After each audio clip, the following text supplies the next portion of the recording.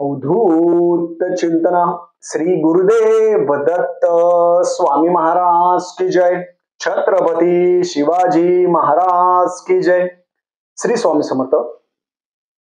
येणाऱ्या 9 डिसेंबर पासून ते 16 डिसेंबर पर्यंत गुरुक्षेत्र पारायण आहे. तर या काळामध्ये जर कोणाला गुरुक्षेत्र पारायण करायला नाही जमलं तर त्यांनी गुरुक्षेत्र पारायण कधी करावं आणि आपल्या मनातील गुरुक्षेत्राबद्दल भीती आपण दूर कशी करावी याच्याबद्दल जो व्हिडिओ आहे याच्यामध्ये मी पूर्ण माहिती सांगणार आहे. माझा अनुभव मी सांगणार आहे. चॅनलवर पहिल्यांदा आला असेल तर अवश्य सबस्क्राईब करा, म्हणजे येणारे नवीन व्हिडिओ श्री स्वामी समर्थ महाराजांचे गुरुक्षेत्राचे आणि नवनाथ पारायणाबद्दल माहिती भेटेल. मन आस्था पवित्र सदाकाळ वासावे श्री गुरुक्षेत्र. त्या युक्तीप्रमाणे आपण गुरुक्षेत्र पारायण कधीही करू शकतो. खूप माता भगिनीचे कॉल येत आहे की दादा आम्हाला प्रॉब्लेम आहे, सुतक पडला काही असेल तर आम्हाला 9 डिसेंबर पासून ते 16 डिसेंबर पर्यंत गुरुक्षेत्र पारायण करायला नाही जमणार, तर कधी करावं? तुम्ही दत्त जयंतीच्या अगोदर करा किंवा दत्त जयंती झाल्यावर पारायण करा. तुम्ही कधीही पारायण करू शकता. मी पण दत्त जयंती झाल्यानंतर गुरुक्षेत्र पारायण करणार आहे. काही घरी काही प्रॉब्लेम आहे त्याच्यामुळे मी पण 16 तारखेनंतर गुरुक्षेत्र पारायण करणार. म्हणून मनामध्ये चिंता नाही करायची.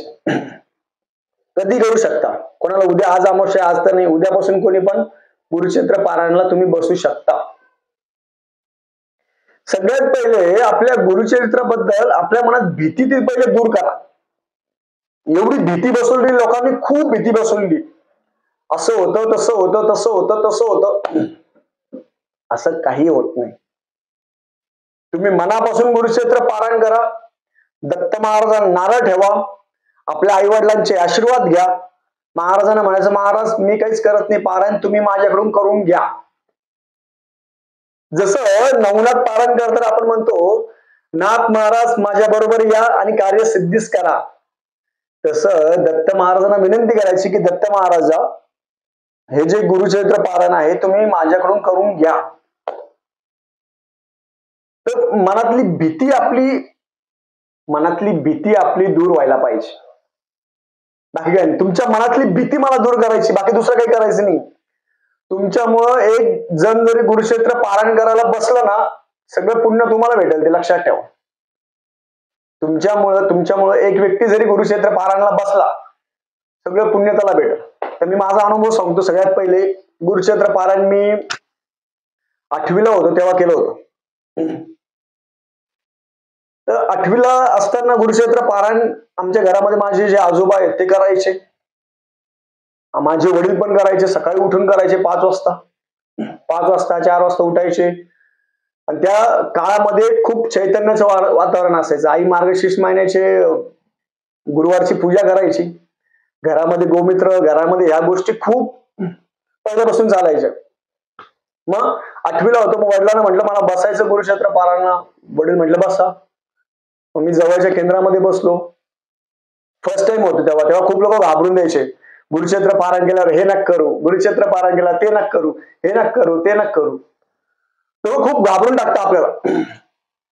मनातली भीती ही पहिले दूर करायची.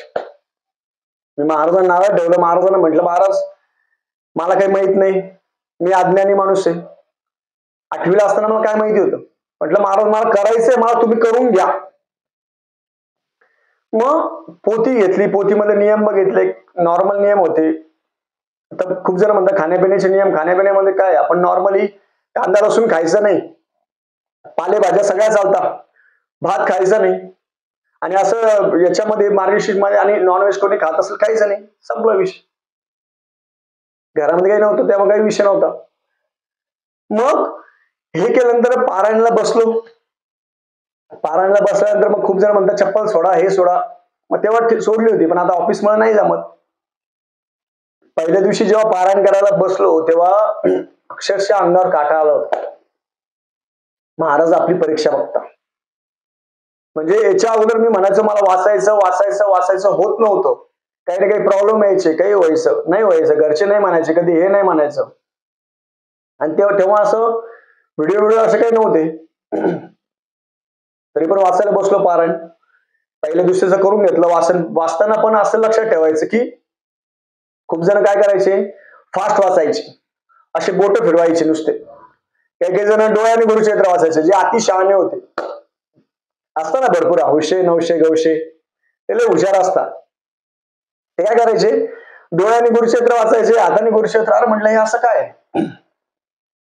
गुरुचरित्र हे ग्रंथ आहे, तो परमसिद्ध ग्रंथ आहे. त्यातला एक आणि एक अक्षर दिव्य मंत्र आहे तो. इच आणि इच वर्ड हा खूप इम्पॉर्टंट आहे. म्हणून गुरुचरित्र वाचताना प्रत्येक शब्द आपल्या मुखातून निघला पाहिजे. नुसते बोट नाही फिरवायचे, मोठ्याने वाचायचं. मी तसंच केलं. मी पहिले महाराजांची एक माळ झाल्यानंतर मग गायत्री मंत्र, गणपती अथर्व शीर्ष हे झाल्यानंतर मग गुरुचरित्राचा पहिला अध्याय 1 ते 9 अध्याय केले. सगळ्यामध्ये गुरुचरित्र वाचलं, सगळं घातलं.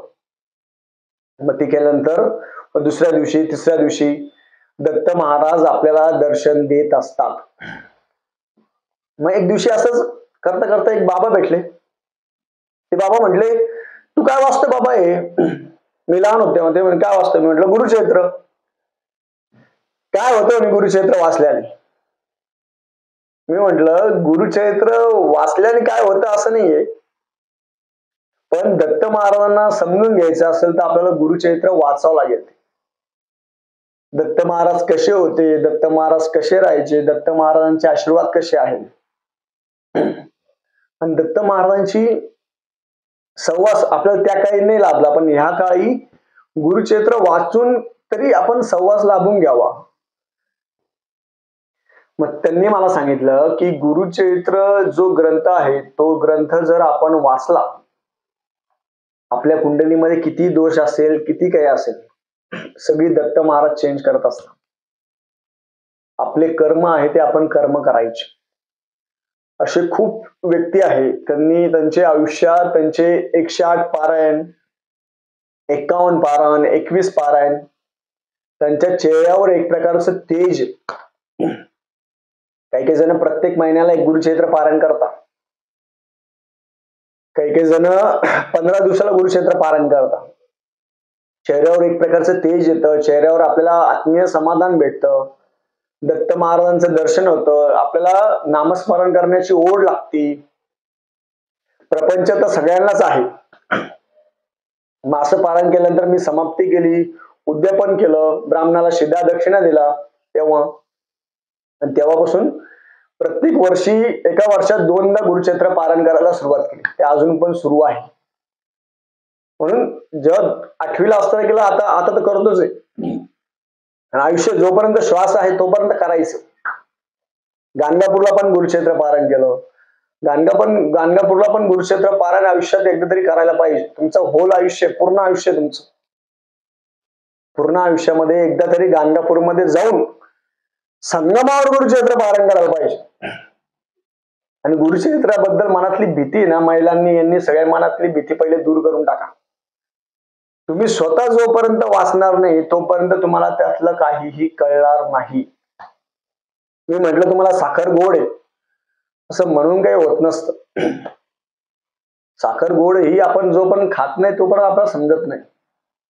म्हणून तुम्ही निश्चय करा, तुमच्यामुळे एक जण तरी गुरुचरित्र पारायण करायला बसलं पाहिजे. तुम्ही बसा, इतरांना सांगा, बाकी दत्त महाराजांची इच्छा. आणि प्रत्येकाने गुरुचरित्र पारायण आहे ते अवश्य करावं. मला खूप चांगला अनुभव आले, खूप गुरुचरित्राबद्दल खूप अनुभव आहे.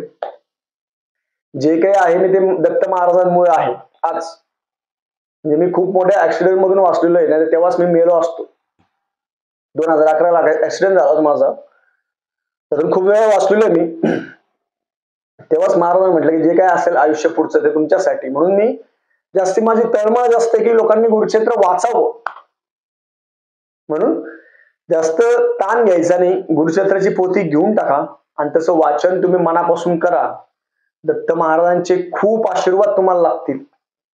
आणि तुमच्यामुळे एक जण जरी गुरुचरित्र पारायण जर केलं, त्या व्यक्तीचं जे पुण्य ते तुम्हाला भेटत असेल. आणि तो व्यक्ती म्हणत असतो की नाही, या व्यक्तीमुळे मी गुरुचरित्र पारायण केलं. म्हणून लोकांच्या मनातील भीती दूर करा, बाकी दुसरं काही नाही. सरळ साधं आहे गुरुचरित्र. दत्त महाराज आपल्याला सगळं देत असतात आणि ते आपली काळजी घेत असतात. श्री स्वामी समर्थ.